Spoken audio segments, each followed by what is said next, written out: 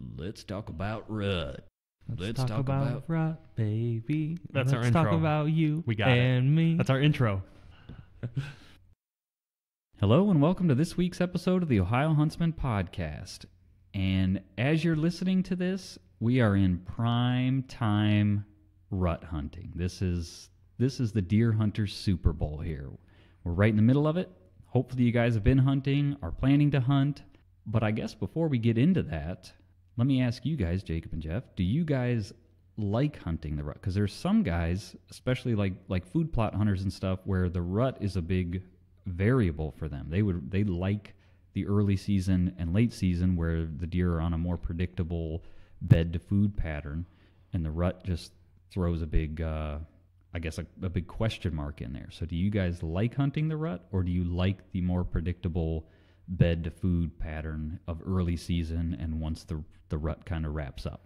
I personally like to hunt the rut. I've never had a ton of success doing it, but anytime I can see a bunch of deer on relatively short periods of time, I'm all about that. I don't know. I wouldn't call myself a master of either, so any opportunity to be in the woods for me is good. Yeah.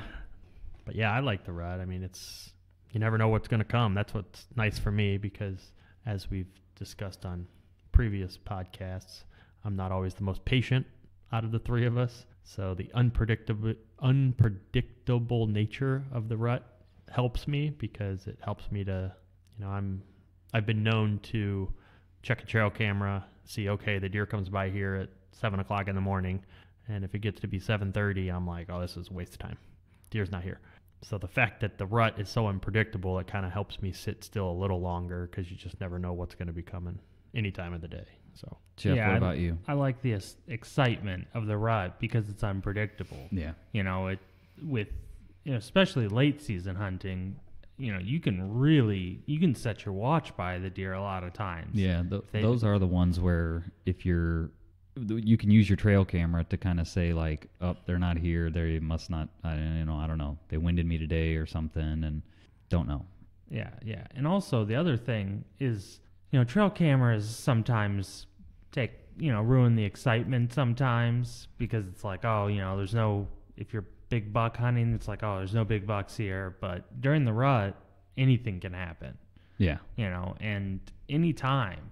The past couple of years, the times I've been seeing on my trail camera, the biggest bucks is like right at noon. Yeah. And most hunters aren't in the woods at noon, because the deer aren't moving.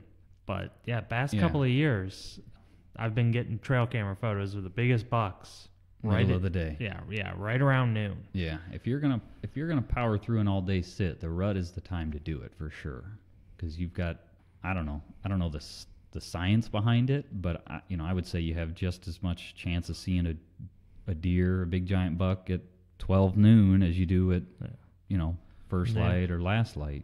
It's just similar to gun season as well.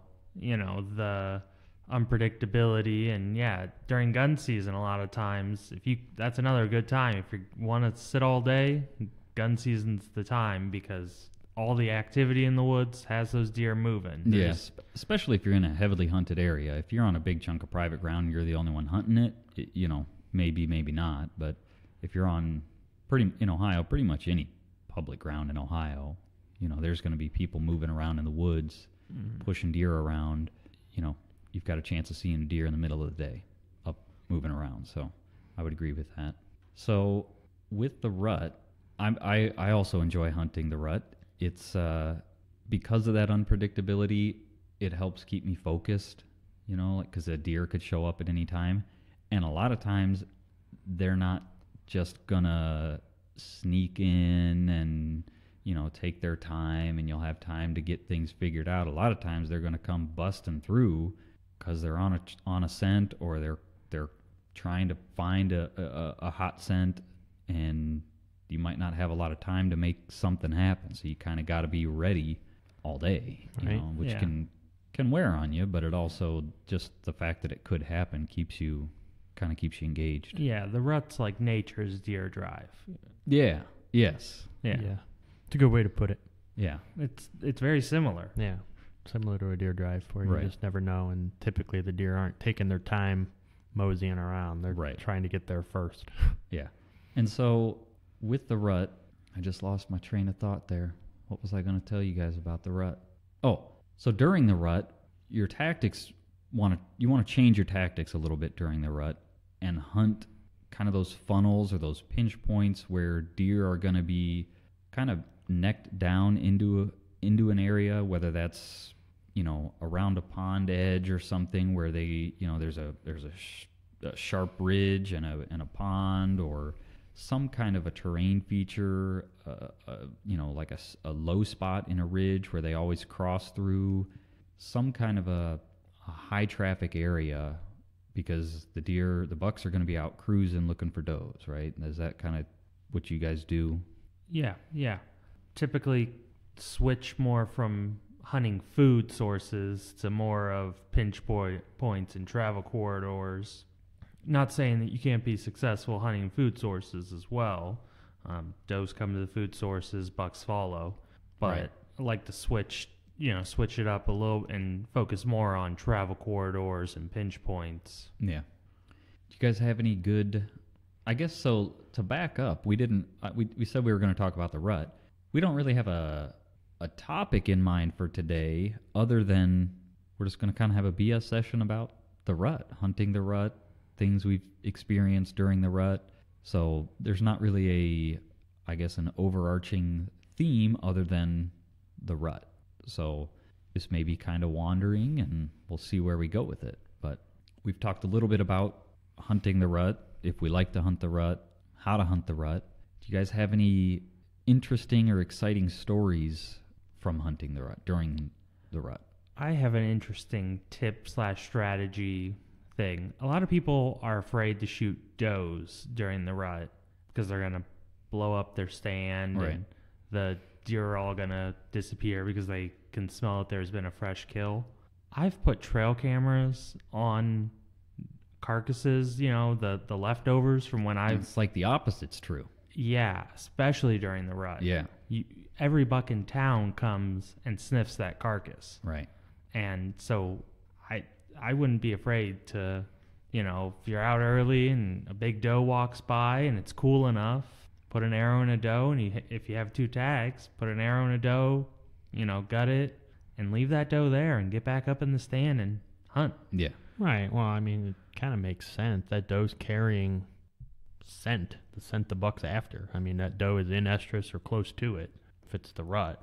So having that, it's almost like having your own perfectly prepared scent Bomb. Scent bomb, wick. right. Yeah. Yeah. because it's not getting any more natural than that. Yeah.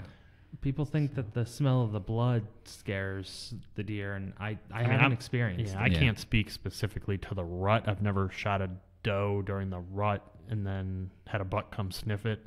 But I do know during gun season, I've shot a deer and, you know, gutted it out, tagged it out, it was early, went back on the tree, and deer don't pay no difference. They walk right over it. Yeah. They'll step right over the dead deer. They don't care. There was an episode of Growing Deer with Dr. Grant Woods where I think in Missouri part of their rifle season overlaps with the rut. I believe And so. And they also don't have to come off stand and tag their deer, like paper tag their deer. Because I remember in Right. that episode, he Yeah. shot a doe and left then it lay never left us blind, and then shot another and deer. ended up shooting a buck that came in Right, scent checking that dead Right. deer. right.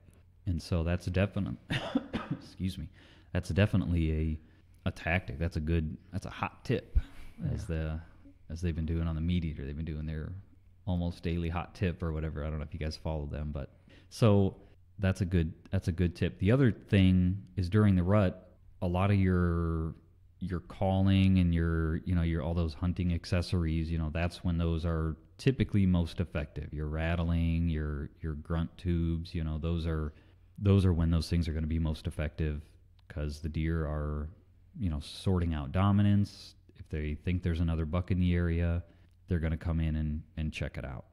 You got to use those things smartly, wisely. I don't think smartly is a word. I don't think so. Yeah, I don't think so. Maybe I just made it up.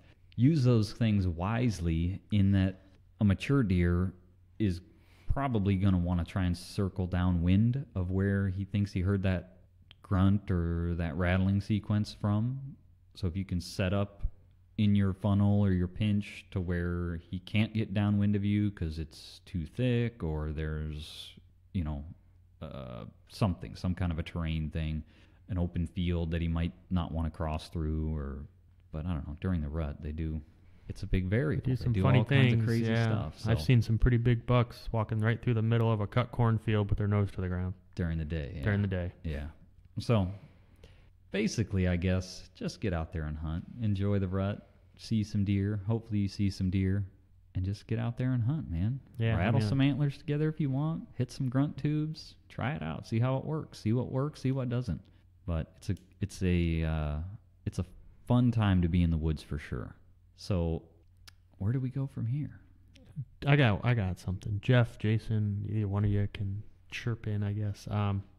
What are your experiences with calling, rattling during the rut? Has anyone got any good stories? What works best? What phases of the rut, if you want to get into that? Early rut, prime rut, late rut, whatever. When does rattling work best for you? I personally have not had much experience or luck, I guess, with much of any of it. I've used them all, and I've had deer come. I've not had deer come. Yeah. I can't say I've ever, people say, oh, I rattled that one in. I can't say I've ever rattled a set of antlers and known that a deer came in because I rattled them. Right. Maybe it had something to do with it. Maybe it didn't. I've hit a grunt tube when I've seen a buck, and to me it didn't look like he cared 2 cents about me hitting that grunt tube. He did end up coming in, but he just came in, I think, naturally. Had nothing to do with me grunting at him, I don't think. Right. So I was just curious what you guys have experienced. What do you like? What's your preference? I've never had a moment where, I've rattled knew that I rattled a buck in. Dad, on the other hand, swears by rattling. Right, he loves it. That's the he'll only tell you, calling rattle he that really one in. does. Right. Yeah. He rattles all the time, and he'll tell you, I saw that deer cross the other side of the field. I rattled the antlers together. It came right to me. Yeah. I've personally never had it happen. Never had that kind of luck. The only time I've used the call and knew that a deer responded to it at all was the can call. The can call. I use that thing all the time, no matter what season, and I've had luck. I've also had luck calling coyotes with it. Really? I've seen coyotes across the field and used it and try to make it a little more high pitch if possible, kind of slam it down, which increases the pitch. Mm-hmm. Sounds more like a fawn. And I've had coyotes come over to check what it was. I can't think of a time where I've had a deer respond to rattling, at least not directly. But I'm trying to think if I've even ever been in the situation where I saw a deer a long way off, rattled, and watched it come in. I don't think I have. I've done some blind rattling that may or may not have drummed up some activity. Now, I will say that buck I shot last year, I saw those deer because there was a couple deer off in the distance. And I didn't rattle, but I did hit the grunt call a couple times. And I do think that brought those deer my direction. They didn't come in on a string, but I think in the back of their mind they heard that because the button buck came in first, then the does kind of followed, and then that's what brought the big buck was following the does. What old Curly in. Right. And I think it had something to do with them coming that way. It could have been coincidence because, like I said, it wasn't like I hit the grunt and here they come. But I'm thinking it had something to do with them kind of meandering that way eventually. Hard to say for sure. It's all probably hard to say for sure unless you're in a situation where you call, you see the deer pick its head up and start coming your way. Then you can pretty definitively say, yeah, it responded to the call. I've never been in a situation like that. You guys ever had any luck with a snort wheeze? I snort wheezed at one buck once. I snort wheezed at a deer one time with an electronic call, and it ran away. Which is a risk you run with a snort wheeze, right? Like you kind of need to be snort wheezing at the dominant deer around, right? Because that's a pretty dominant sound. Right. It's like a, hey, I want to fight you kind of a, at least that's what you hear, right? That's what you Right. read or whatever, that it's a, It's a last ditch effort kind of thing. right. And that's when it was kind of a Hail Mary, like this deer kind of knew something was up and was starting to turn to go the other way. And I gave it a little snort wheeze action and it kept going the other way. So, but I just learned the other day that electronic calls are legal for deer. I don't know why. I just thought all electronic calls, except for, I knew you could use them for coyotes, but I just thought electronic calls were illegal for most hunting other than coyote. I was actually watching some, hunting show on YouTube, and he was talking about testing out an electronic caller. He had the caller out in the middle of the food plot, and I'm thinking, wow, this guy put this on the internet.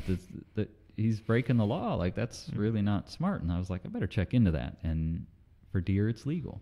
Yeah, never had any luck with any, really. Yeah. But I've never used one because like I said, up until 2 days ago or whatever, I thought they were illegal.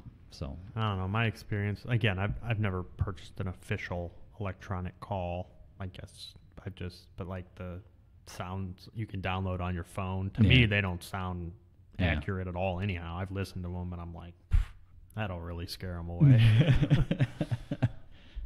it's another good way to call coyotes. I've done that too. Had sounds downloaded on my phone, and use that, and see a coyote while you're out deer hunting and call it in. yeah. You shoot it in the butt.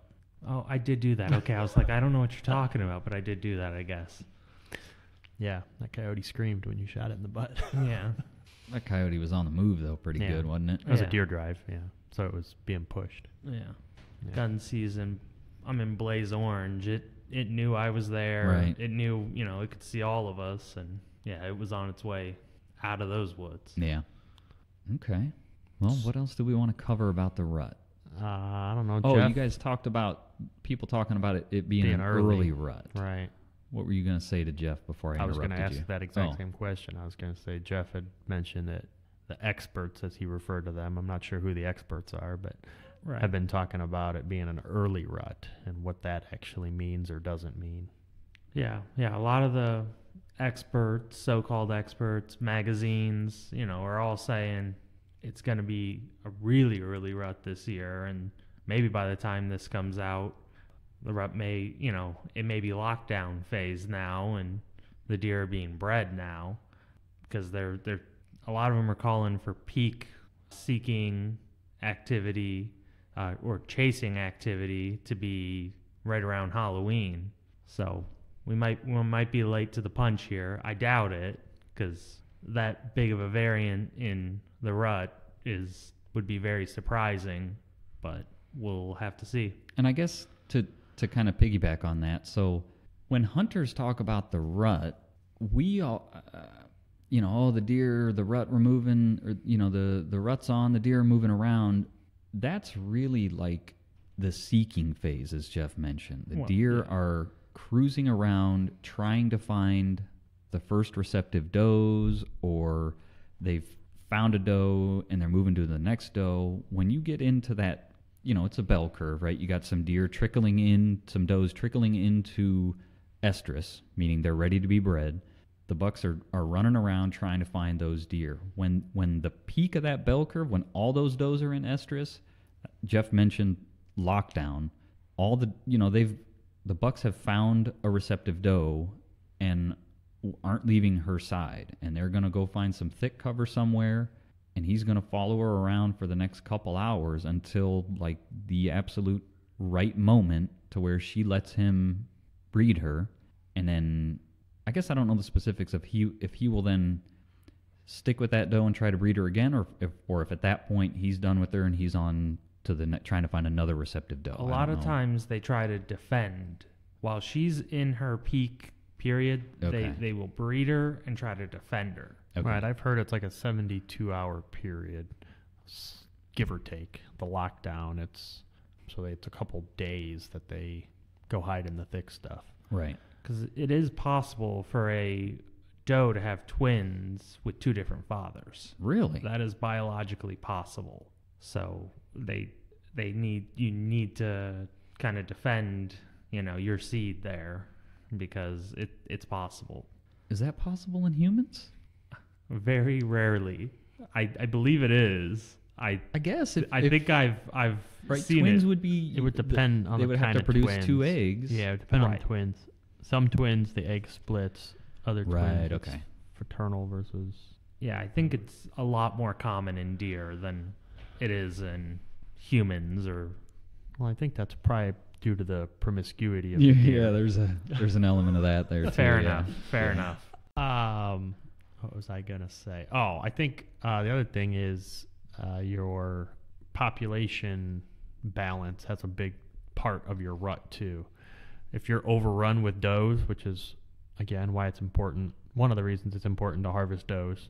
If all you do is shoot bucks every year, you're going to end up with 4-to-1 doe to buck ratios, and at that point the bucks your rut's not going to look like what you want it to look like because your bucks aren't going to have to move. They have the pick Right. of the litter. They got 4 does just to themselves. They don't have to fight other deer off. They don't have to worry about another buck coming in because there is no other buck. Right. So that's another thing, just in terms of population management and harvest goals. Which I think that hits on something important about the rut, right? You hear a lot of talk of like, oh, the rut sucked this year, or the rut was great this year. I think you get population pockets where you have situations like that affect. My opinion is the rut being good or bad is just how much daytime activity you saw during that. The deer are moving and breeding the same time every year.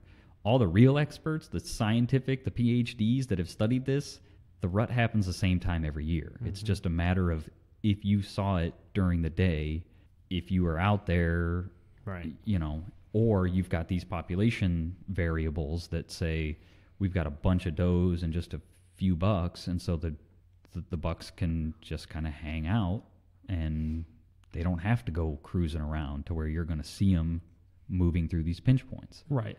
There's also weather as a variable. If you have a 70-degree rut, the deer are going to move less. They will overheat if they're running around. That's like true. They would run around on a cool rut day.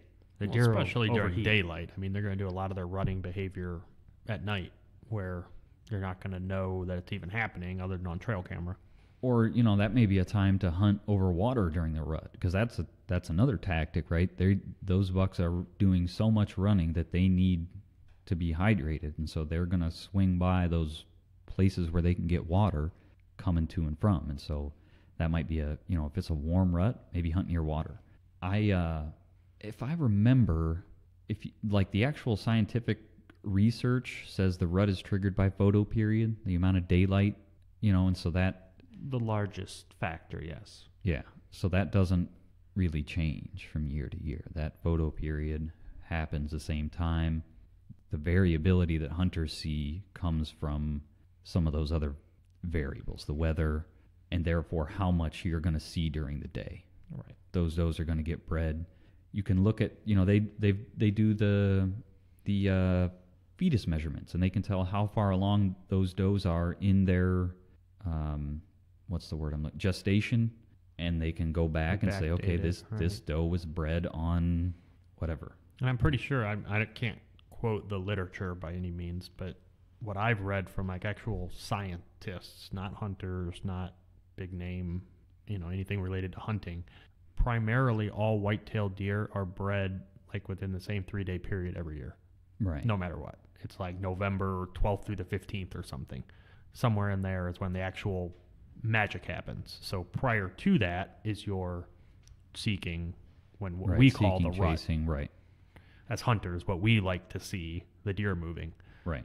But that's just what the scientists say. That has nothing to do with what hunters see, don't see, what hunters think. That's just literally taking a deer that dropped its fawn on this date, and then we go back however many days the gestation period is. I'm not sure. Jeff, you might know the number. But. Well, as hunters, we refer to the rut as, typically when people are talking about the rut, they're actually talking about the chasing phase of the rut, where the rut, in scientific terms, is the entire breeding process, which has 3 stages. There's seeking, which is bucks going around kind of trying to find the first receptive doe and, finding where the does are at. They're just trying to get establish where the does are at.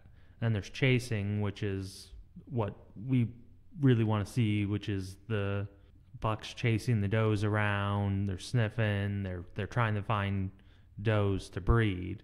And then there is the lockdown or the actual breeding phase, which is when the actual breeding happens and the bucks are tending to one or a few receptive does. Then there's, I guess you hear people talk about the second rut or, the rut's still going on. Typically what that is that year's fawns, the does that were born in the spring, have reached sexual maturity after the mature does. I think for some reason I've heard like they've got to reach a body weight of like 70 pounds and then they become sexually mature or receptive. Yeah, 70, 75, those are the numbers I've heard as well. Yeah, so a lot of times for us that happens around gun season. And so you may see some of that activity either leading up to, that Thanksgiving time frame or around gun season. So you can, and there's a lot of variables in gun season with people in the woods, but you can have some success with like your doe and estrus sense during that time because there could be some of those years' does becoming sexually receptive. Also with the second rut, does that were not bred during the first rut or who for some reason lost their fetus early will come into estrus again at that point in order to be bred. Right.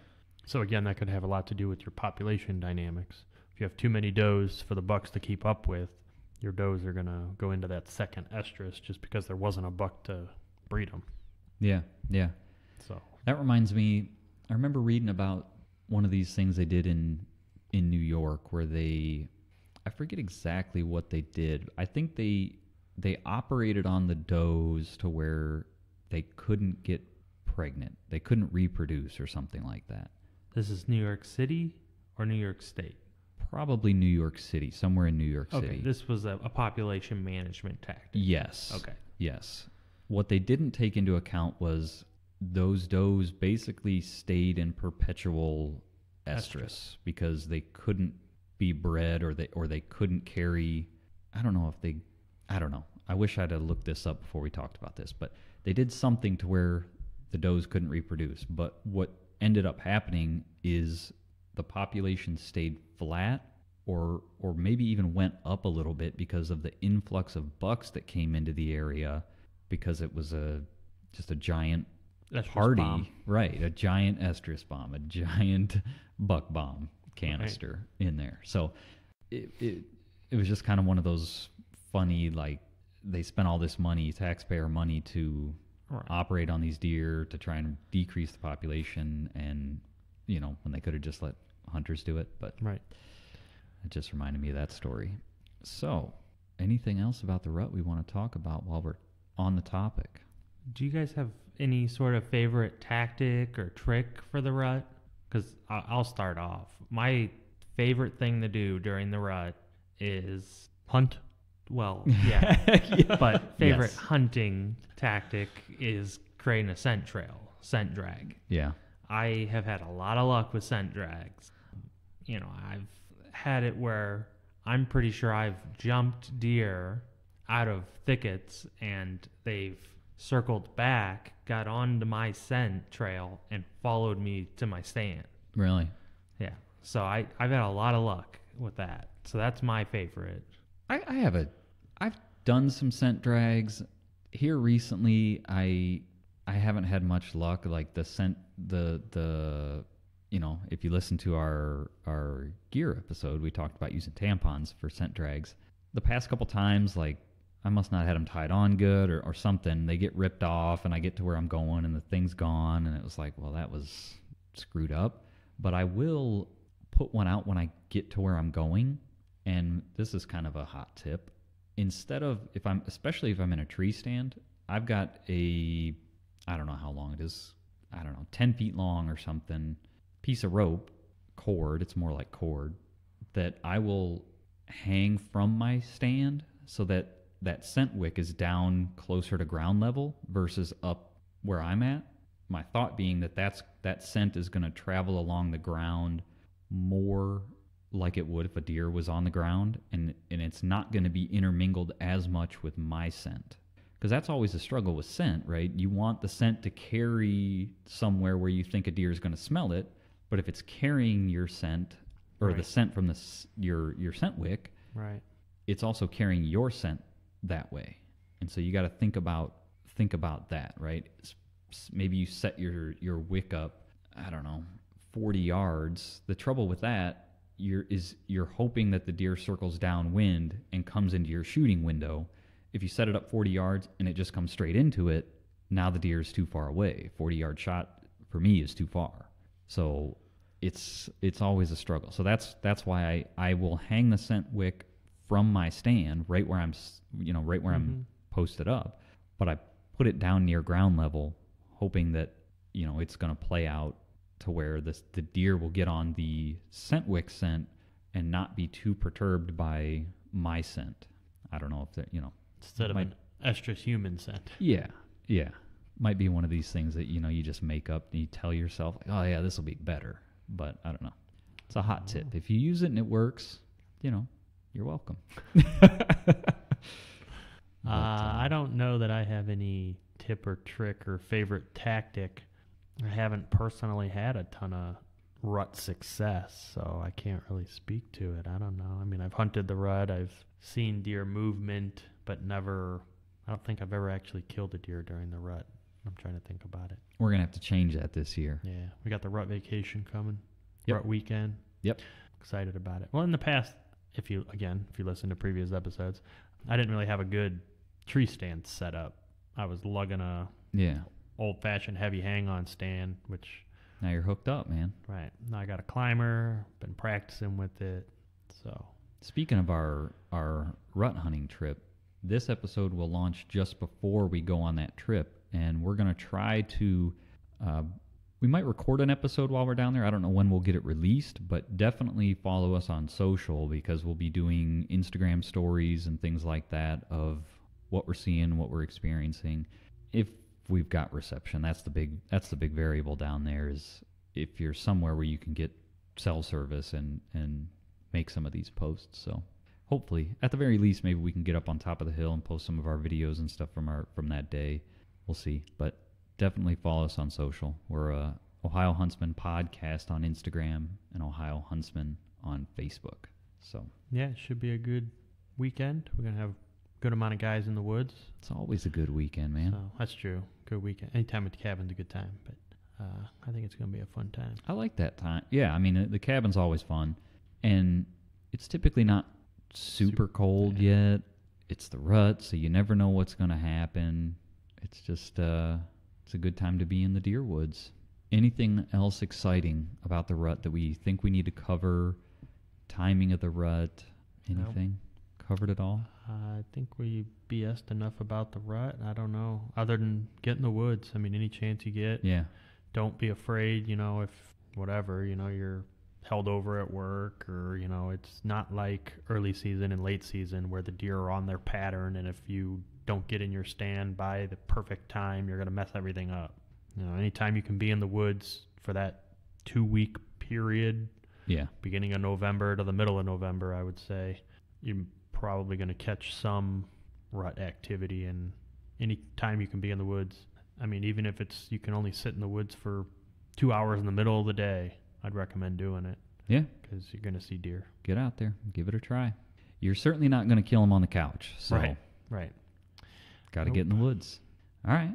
Well, I guess we'll wrap it up then. Like I said, we are Ohio Huntsman on Facebook, Ohio Huntsman Podcast on Instagram. Follow us there. We're posting Instagram stories and things when we're in the woods, what we're seeing, what we're coming across, what we're up to. So that's a good way to kind of keep up to date on everything.